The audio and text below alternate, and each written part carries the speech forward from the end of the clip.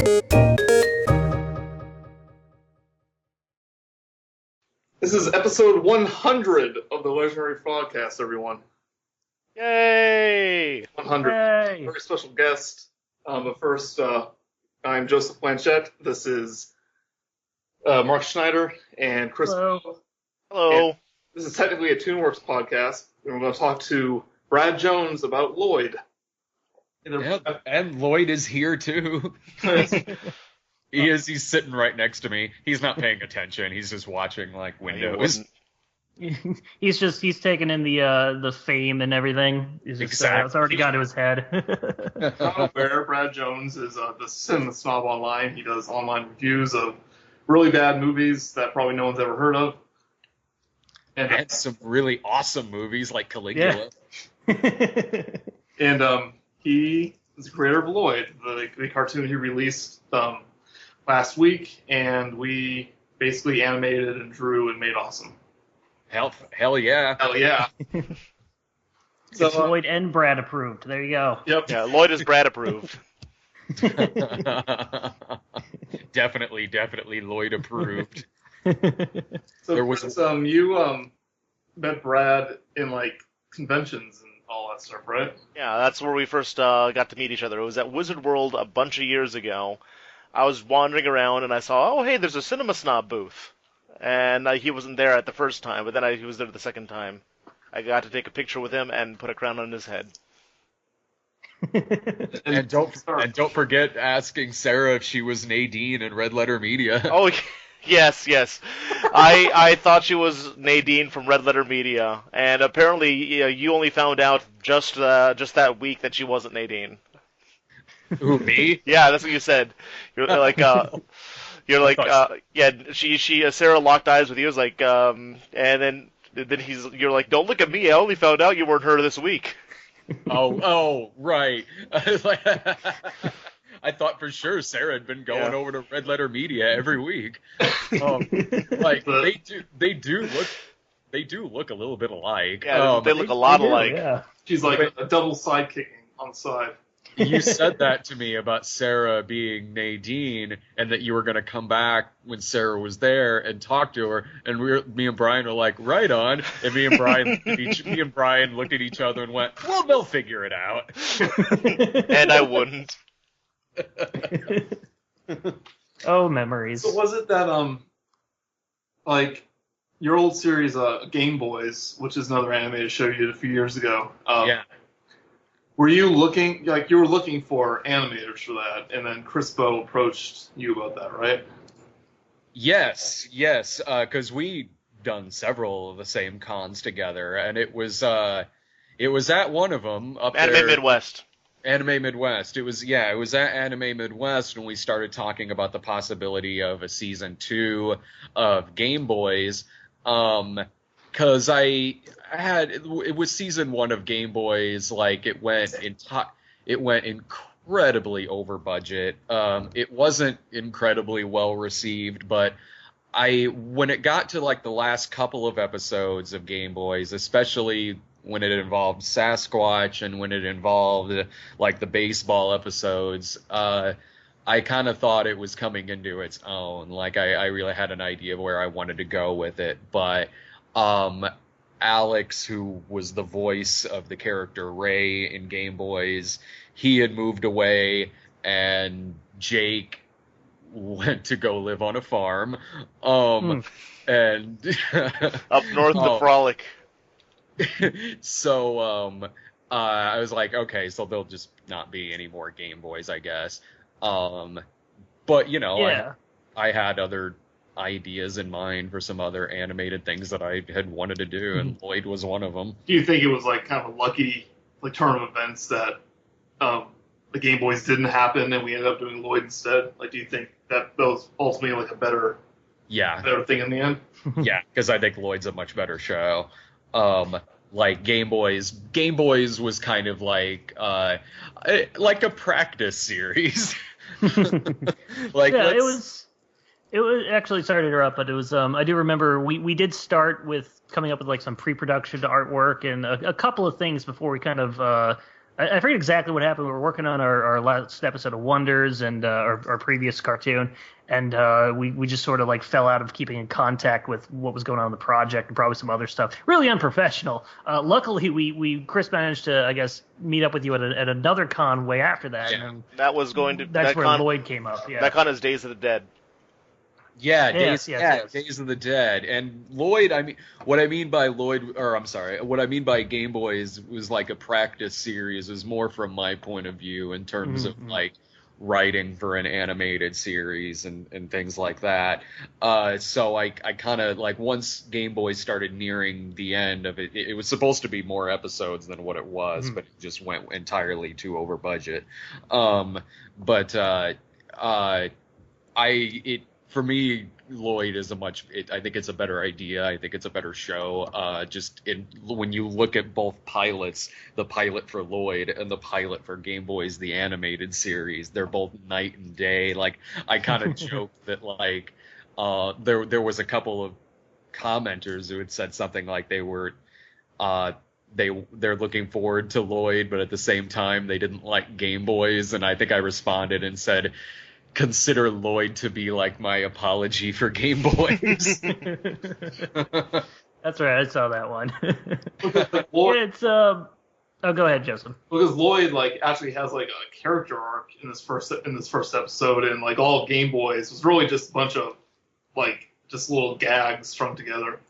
Pretty much. Yeah, that didn't really have like a huge narrative to it. It was just kind of some goofy stuff that was happening. Yeah, it was basically like, because Game Boys is based on a movie, and so the movie certainly has a character arc to it, and Game Boys, the show, was kind of banking on that you'd seen the movie and that you already knew about these characters, and now here are these already established characters who are just doing episodic stuff, like in this episode they're playing poker, or in this episode they're playing baseball. It was kind of just like a further extension of the movie. There were a couple episodes of it that I liked quite a bit, but the earlier episodes of Game Boys was kind of just experimental and trying to find a voice for this show. For the most part, it was just stuff that you could have done live action, but it was animated. Yeah, some of it, because especially the pilot, because the pilot was originally written if Game Boys the movie had a sequel, and that would have been the opening scene. So that was, I like the idea of these characters playing poker and using video games as currency. But yeah, once it got into scripts beyond what was originally planned for a live action intro for a movie. Once it got into later things, we did stuff like adding Sasquatch and making and blowing up houses and doing a lot more cartoony things. Yeah, while still keeping things sort of in the spirit of the show, they're all it's very dialogue heavy. They're all talking about video games, old video games, and making references to them and stuff like that. So the characters, I think, were tonally not unlike they were in the movie, just in a much more animated setting, because you've got like baseballs being thrown into outer space and stuff like that. It only happens sometimes. Yeah. It's like not many like reviewers in your community really do any animation, mostly probably because they can't draw or animate for the most part. So like was the choice to start making animated shows because you wanted to do some more Game Boys but didn't want to record a movie out of it, like another movie? Well, we always like doing stuff different, whether it's movies, whether it's different types of shows, different or even different podcasts or stuff that we kind of experiment with and stuff like that. And we wanted to do an animated series, and we were spitballing ideas, and then I mentioned the possibility of a Game Boys animated series, and we all liked that idea, and so it was just kind of an experimental thing. It went through several different animators. It took a long time to do Game Boys. We had Andrew Dickman as our original animator, but he had to back out several months on down the line. There was another guy named Zachary Strobel, and then the style didn't quite match what we wanted to do with it, and so then Andrew Dickman recommended Chris Niosi, and that's who animated the show. Yeah, he's a friend of ours too. So like, he did voices in our some of our cartoons and stuff. So yeah, he did a couple voices in Game Boys too. Yeah, that's right. Yeah, so now, did you ever consider making Lloyd live action, like just getting little suit and cat and putting it on, or suit and hat, putting it on Lloyd and just kind of like bring him around? that would be very Lloyd unapproved. The idea for Lloyd was kind of like for as long as Lloyd's been, there on the site in the background or, different reaction shots and things like that, there were a lot of commenters and people on Twitter, Facebook, even just comments on the site saying like, man, when are you going to give Lloyd like his own show? And I'm like, do you think he's trained? Like he's now. He's DC from That Darn Cat. Well, it's the internet. They see a cat, they want it the center of attention. But I mean, in their defense, though, like there are some reaction shots of Lloyd that do look perfectly timed, or just kind of coincidental. So I thought of different ideas for like a Lloyd animated series, and one of the earlier ones, and the one that I liked the best, was that he is a private investigator, and it's this kind of noirish comedy in which the cases that he's tackling go along with different B movies and exploitation movies. Yeah, that's actually one thing I remember from first reading the episode 1 script when we were doing pre-production stuff for it, is that I was just expecting it based on your initial descriptions of it being, it's just spoofing and reference kind of comedy to Nuki. So I read like the first 2 scenes and I'm like, what's this going on in the bar and what's going on in the office? And then it gets to the Nuki stuff. And then at the end, all that gets resolved. And I'm like, oh, this has a character arc. This is awesome. Oh, yeah. Lloyd's got a romantic interest all throughout season 1. Yeah, because I didn't want it to be just like, just purely just reference humor. Like you got to do other things besides just referencing something. Like it's still got to have like a solid story, solid characters. And exactly. if it's spoofing a movie, great, do something to lampoon the movie, but do your own thing with it. Don't necessarily just copy things from the other movie. Add a little bit of spoof to it. And also I like, whether it's something with Lloyd or something like, say, the Snob movie, I like to try to write it in a way that you'll still get some enjoyment out of it, even if you haven't seen Nuki, or in the case of the Snob movie, like you can enjoy it even if you haven't seen the show. Exactly. It's a great way to go about it. Yeah, because if you haven't seen Nuki, and I showed it to some people who hadn't seen Nuki, and they still enjoyed it. It's like, because even if you haven't seen Nuki, here's this bizarre, annoying alien bothering this cat, I have a couple friends that I've shown, and like they didn't know it was based off like reviews you did, and like overall they said, "Oh yeah, I liked it," but like, why did this happen? And it's like, oh, because it was based on the movie it's parodying. Right. Like, I tried writing it in a way that, like, okay, when Nuki and Zico start flying, like, yeah, that's a spoof of the movie, but the way that I tried writing it in a way that's like, if you haven't seen the movie, there's still a joke there, and the joke is that he's pissed off because they didn't tell him sooner that they could fly. Yep. It's actually funny because that's a end of scene like hard cut to like completely opposite thing. I think it's called like a Gilligan cut type thing. You do that like the 3 scenes in a row. You kind of do that joke with like different setups, and I like every one of them. The hard cuts can be pretty funny, man. But they like, can be. A lot of what make those work too is what you guys had added to it, like the sound effect or the music of "Hail to the Chief" starts playing. Oh yeah. The music to "Hail to the Chief" or the cut to like the vultures, and and things like that. Like a lot of that I was noticing when I was getting animation back from it, and I thought it was funny as hell. Like, yeah, that was a lot of that was very nice to be able to have enough freedom to kind of add those little bits in to kind of help the flow, and especially with music from Pierce, his stuff really helped as well. Oh, totally, because like, yeah, the way I look at it is like, you guys have way more experience in animation than I do. So, adding things like Lloyd takes a picture of Zico because he's just discovered an alien, I'm like, oh, that's great. That was my idea. Why didn't I think of that? Shit. I call claims on that idea. Those are my storyboards. Video type thing where little arrows are pointing to stuff, saying, "Oh, this is Chris's idea. This is Joey's idea." Yep. Yeah, so the reception of episode 1 has been very positive for what I've been reading. Yes, it's extremely positive, which makes me really happy because us here and everything, we were really excited for it to air because we were. I mean, there's never any such thing as a sure thing necessarily. Yeah. You could think something is going to go over great and it might not. Like, I've had that before where something didn't go over quite as well as I wanted it to. I think everybody has. Lloyd, though, if there was any project of mine that I was really, really banking on that it was going to go over really well, it was definitely Lloyd. Like, I was like, there's maybe a 0.1% chance this isn't going to go over well.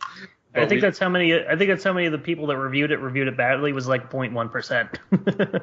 Yeah, and honestly, like, also I think it was cool too, the fact that it premiered on Patreon. Because once it premiered on Patreon, and then I could see some feedback on Patreon, and then was like, okay, when this goes live, we'll cut out the monkey scene. Yeah, for those who don't know at home, there was another scene with a monkey spoofing another scene from Nuki that the audio just wasn't a good enough quality. I guess that was the complaint. So unfortunately, we had to get it cut. Luckily, it didn't really destroy the episode. It still flows very well. Because people have said, look, why is there a monkey in the credits? Yeah, we forgot to fix the credits. I forgot about that. I think Oops. Also, it was an easy scene to cut because it was really only there because it was a spoof of the movie. Like, sure, there was the audio stuff with Jowski, which was the main complaint about it, and I was like, okay, well, I'll just lose the scene. But even personally, when I was watching it again, I was like, this scene easily can be cut because it's in Lloyd and Chloe's office, or in Lloyd's office. Zico says to him, I last saw my brother in the Sahara Desert.